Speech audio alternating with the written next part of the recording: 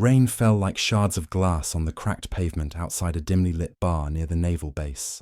The kind of place where war stories lived longer than the men who told them. Inside, laughter mixed with the smell of beer and salt. Veterans swapped tales of their glory days, and the jukebox hummed a slow, forgotten tune. Then the door opened and a woman walked in, her boots leaving a trail of rain behind her. She wore a weathered navy jacket, patches faded but real, a trident pin gleaming faintly under the bar lights. Her name tag read M. Harris, and though her face was calm, her eyes carried something sharp and distant, something only soldiers who had seen the worst could recognize but pretend not to. She sat quietly, ordered a black coffee, and when the bartender joked, "No whiskey, ma'am," she simply replied, "I don't drink when I'm remembering." The laughter stopped when a burly ex-SEAL at the counter caught sight of her trident. He smirked, nudged his buddy, and said loud enough for everyone to hear, "You earned that pin at the gift shop?" The room erupted in laughter. Harris didn't respond. She just kept sipping her coffee. Steady hands, steady breath, unshaken. Minutes later, 2 military police officers entered. Their boots echoed against the wooden floor. One of them pointed straight at her. "Ma'am, you're under arrest for impersonating a Navy SEAL." The bar went silent. Harris didn't resist, didn't even blink. She simply stood, placed a few bills on the counter for her coffee, and held out her wrists. "You're making a mistake," she said quietly. The younger officer chuckled. "Sure. And I'm the president." As they led her into the rain, she turned slightly toward the older sergeant, her voice almost a whisper beneath the thunder. "Tell your commanding officer this. Echo 7 isn't dead." The sergeant froze, eyes wide for a moment, because that was a unit name erased from all official records.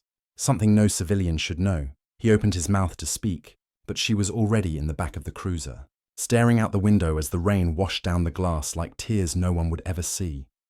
And in that moment, something inside the sergeant told him, this woman wasn't lying. The interrogation room was small, cold and humming with the faint buzz of fluorescent lights. Monsieur Harris sat alone at the metal table, her hands cuffed, her eyes fixed on the condensation sliding down the mirror across from her. She looked like someone waiting, not for mercy, but for truth to catch up. Outside, 2 investigators watched her through the glass, one of them young and eager, the other older, already tired of ghosts from forgotten wars. When they entered, the younger one tossed a file onto the table. "No record of you in any SEAL database," he said, trying to sound in control. "No service ID, no missions, no medals, nothing." "You're not even a footnote." Harris didn't answer. She just studied the file like she already knew what was inside. The older investigator leaned forward, his voice sharp. "You realize impersonating a SEAL can get you jail time, right?" Her reply came softly. "You can't impersonate something that never existed." That made both men pause. The younger one scoffed. "Cute line, you rehearsed that." But his partner didn't laugh. Something about her tone had the weight of truth buried under layers of silence. "Who sent you?" he demanded. "Who told you about the trident, the code phrases, the op slang?" Harris's eyes finally lifted, calm and unflinching. "You wouldn't believe me if I told you," she said. The young investigator leaned closer. "Try us," she exhaled slowly, her voice low. "Tell Admiral Jensen that Echo 7 is alive." The words hung in the air like a spark before an explosion. The older man frowned. "Echo 7? That operation was wiped from every record decades ago. All personnel KIA, he said, almost whispering. Harris tilted her head slightly. "Then tell him one of his ghosts is back." The younger investigator slammed his hand on the table. "Enough of this nonsense." But the older one stayed silent, something in his gut twisting. He'd heard the Admiral speak once, in a closed briefing about Echo 7, a mission that never made sense, one he refused to discuss, outside the glass. A call was made up the chain of command. A name whispered that no one had dared mention in years, and in the silence that followed, the impossible began to feel real. Harris just sat there, her reflection calm, as if she'd been waiting for this moment all along. The door to the interrogation room opened with a heavy creak, and the air changed before anyone even saw who entered. Admiral Jensen walked in slowly, his presence commanding, his uniform sharp, but his eyes worn from years of carrying secrets too heavy for medals. The investigators stood stiff, unsure why a man of his rank was here. But when he looked through the glass and saw her sitting there, motionless, calm, eyes forward, his breath caught in his throat, he entered the room without a word, dismissed the others with a subtle gesture, and for a moment, only silence filled the space. Harris didn't look up, just said softly, "You took your time." "Sir." Jensen froze, his voice dropping to a whisper. "It can't be you." She finally raised her eyes to his, and in that quiet look, years of buried truth began to surface. "You were there," he said. "South China Sea. Ghost Tide." His hand trembled slightly. "I saw the wreckage myself." Harris rolled up her sleeve slowly, revealing a faded tattoo. A sealed trident crossed with a broken dagger and 3 small marks beneath it. It wasn't any standard design, it was the symbol of Echo 7, a covert strike unit disavowed by the Pentagon after their final mission went dark. Jensen's face paled, his eyes locked on that tattoo like he was staring at a ghost. He stepped closer, voice shaking. "I buried you, Commander." Harris nodded faintly. "You buried what they wanted you to." He sat down across from her, the weight of every lie he'd been told pressing into his chest. "Why come back now?" he asked. Harris's tone was steady. "Because it's happening again. The same weapon we stopped back then. It's back on the market. Being sold under new command." Jensen's jaw clenched, the realization hitting hard. The mission that had cost him his best soldiers hadn't been erased to protect national security. It had been buried to protect the men who profited from it. He looked at her and saw not just a survivor, but the last witness of a truth powerful enough to destroy reputations and governments. "God help us," he whispered. Harris leaned forward slightly, her voice cold and sure. "No, Admiral, help won't come. Only justice will." And for the first time in years, the Admiral saluted her, not out of protocol, but out of respect for the ghost who had come back to finish the mission. The room fell quiet as the Admiral asked her to explain what really happened on that mission so long ago. Harris's voice carried the weight of memory, every word sharp and heavy. "Operation Ghost Tide wasn't a rescue," she began. "It was a cover-up." Jensen leaned back, his face grim. "We were told you were sent to destroy a stolen bioweapon lab run by foreign agents."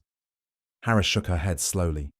"That was the story they fed you, sir. The truth is, the lab wasn't foreign at all, it was ours.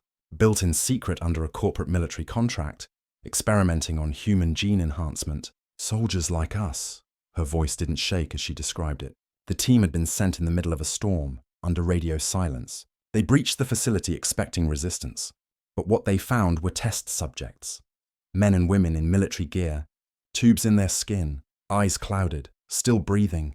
Her team's medic broke protocol trying to save one of them. That's when Command ordered the airstrike.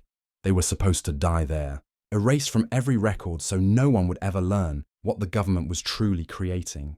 Jensen stared at her in disbelief. "And you survived?" he asked quietly.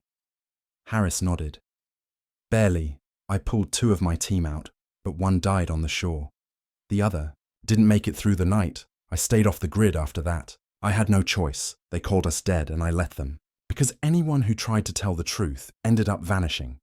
She reached into her jacket pocket and slid a small, rusted dog tag across the table. "This belonged to the scientist running those tests. He was the one who told me before he died that the program never stopped, just moved deeper underground." Jensen turned the tag over in his hand, the name carved faintly into the metal. The same name tied to current defense contracts he'd just approved. His face hardened. "So you came back to finish it?" Harris's eyes narrowed. "No, sir, I came back to stop what we started." Outside, thunder rolled again, echoing like distant gunfire. Inside that room, 2 people sat in silence, both realizing that the war they thought ended years ago had only just begun. The sun had barely risen when the base was locked down. Whispers rippled through every hallway that Admiral Jensen himself had ordered a classified reinstatement. No one knew the name, only that a woman once labelled a fraud now stood in the Admiral's office wearing a clean Navy uniform, the same one she'd earned long before the world forgot her. Monsieur Harris looked into the mirror, the trident on her chest shining like it had been waiting for this day. The door opened. Jensen entered without his usual authority, his voice lower, almost reverent. "Command doesn't know what to do with you," he said. "Half of them think you're a ghost, the other half think you're a threat." Harris adjusted her sleeves, the tattoo barely visible beneath. "Maybe I'm both," she replied. Jensen allowed himself a faint smile. "Then it's time they remember what ghosts can do." Outside, Soldiers and officers watched in silence as she walked down the corridor toward the helipad, every step echoing with quiet defiance. The same MPs who had arrested her days earlier now stood at attention, unsure whether to salute or apologize. Harris didn't need either. She just nodded once as she passed. The helicopter blades began to spin, kicking up dust and rain before she boarded. Jensen approached her one last time, his voice barely audible above the rising roar. "You'll be operating off-record again. There'll be no medals, no headlines, nothing official. You sure you want this?" She looked at him with eyes that had already seen too much. "Sir, this was never about headlines. It's about the ones who didn't come back." He hesitated, then saluted her with the precision of a man honoring not just a soldier, but a legend he once buried. "Welcome home, Commander," he said, and she returned the salute with quiet strength. The helicopter lifted, slicing through the dawn light as her new team, young, disciplined but nervous, glanced at her in awe. None of them spoke. They didn't have to. They all knew who she was now, the woman who had walked through death and silence to bring truth back to light. As the ground fell away beneath them, Harris looked toward the horizon, where the ocean met the sky, the same sea that had once swallowed her past. Her voice was calm but carried through the headset like a vow. "This time we end it for good." And somewhere far below, Admiral Jensen watched the helicopter fade into the distance, whispering to himself, "Godspeed." Echo 7. The woman once arrested for being a fake now led the most real mission of all. Not to prove who she was, but to finish what history tried to erase. The story of the ghost who returned had just begun, the end.